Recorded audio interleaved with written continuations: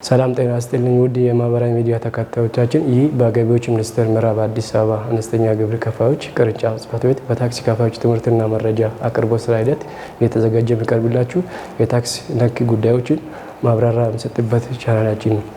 እኔ መሐመድ መንገሻ ነኝ፣ የታክስ ከፋዮች መረጃ አቅርቦት ባለሙያ ነኝ። ዛሬ ይዤላችሁ የቀረብኩኝ የግብር ከፋይ ደረጃዎችን በተመለከተና የግብር መክፈያ ምጣኔያችሁን ይሆናል። በተሻሻለ ገቢ ግብር አዋጅ 1395/2017 አንቀጽ 3 ላይ የታክስ ከፋዮችን ደረጃ ለሁለት ይመድቦ ያብራራል።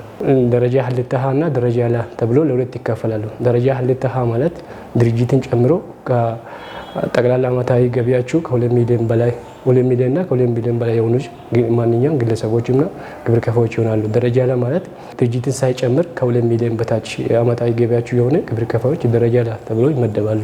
የነዚህ ደረጃ አመዳደብን በተመለከተ ግብር ከፋዩ ታክስ ባለስልጣኑ በሚያገኘው መረጃና ግብር ከፋዩ በሚያሳውቀው መረጃ መሰረት የግብር ከፋዮችን ደረጃ የተሻሻለ ወይ ያልተሻሻለ በሆነው መመደብ ይችላል። የግብር ከፋዮችን ደረጃ በየጊዜ በ5 ዓመቱ መሻሻል አለበት። ይሄም በአመታዊ ጠቅላላ ገቢያቸው ወይ በኢኮኖሚ ጥናት መሰረት ቢያንስ በ5 ዓመት ውስጥ የተሻሻለ መሻሻል ይኖርበታል።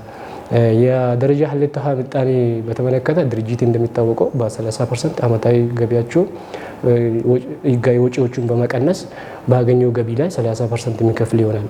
ሌሎች ግን ግለሰቦችና ከ2 ሚሊዮን በላይ የሚከፍሉ በተዘጋጀ በሰንጠረዥ ሐመሯ መሰረት በተቀመጠ ስሌት መሰረት ነው። ይህ ማለት ከ0 ጀምሮ ከ24000 ያለው 0%፣ ከ24001 እስከ 48000 ያለው 15%፣ ከ48001 እስከ 84000 ያለው 20%፣ ከ84001 እስከ 120000 ያለው 25%፣ ከ120001 እስከ 168000 ያለው 30%፣ ከ168,000 በላይ ያለው ግን 35% ግብር ይከፍላል። ይህ ማለት የተጣራ ገቢያችሁን ይሆናል ማለት ወጪዎቹ ህጋዊ ወጪዎቹ ተቀንሶላችሁ የተጣራ ትርፍ ላይ ይህንን ፐርሰንት ይከፍላሉ ማለት ነው ግለሰብ ግብር ከፋዮች። ይህ ሰንጠረዥ ደረጃ ላዮችን አያካትትም። ደረጃ ላይ ለራሱ የተዘጋጀ ስሌት ስላለ በዛ ስሌት መሰረት ይሆናል።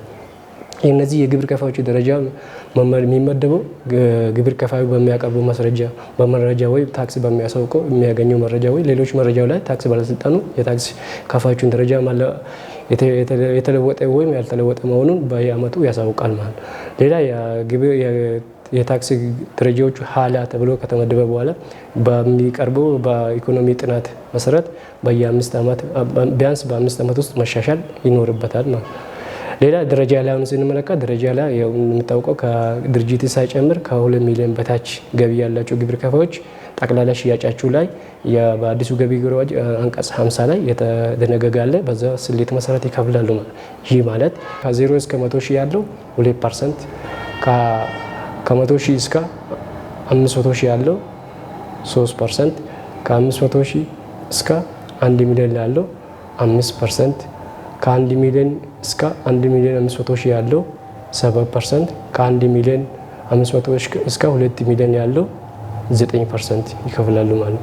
ይህ ጠቅላላ ሽያጫችሁ ላይ ወጪያችሁ ሳይቀነስ የሚያገኙ ጠቅላላ ዓመታዊ ሽያጫችሁ ላይ የሚከፍሉት ሬት ይሆናል። ይህ ሆኖ እንደ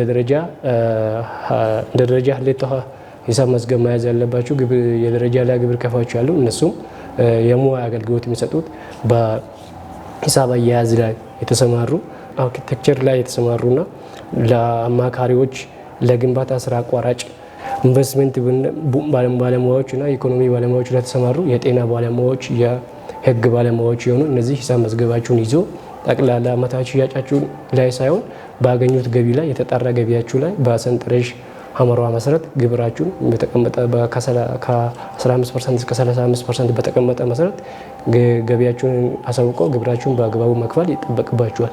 የነዚህ ተጨማሪ እሴት ታክስን ጭምር የመሰብሰብ ግዴታ ይኖርባችኋል ማለት። ለዛሬ ያዘጋጀነው ይህን ይመስላል። አብራችሁ ስለቆያችሁ አመሰግናለሁ።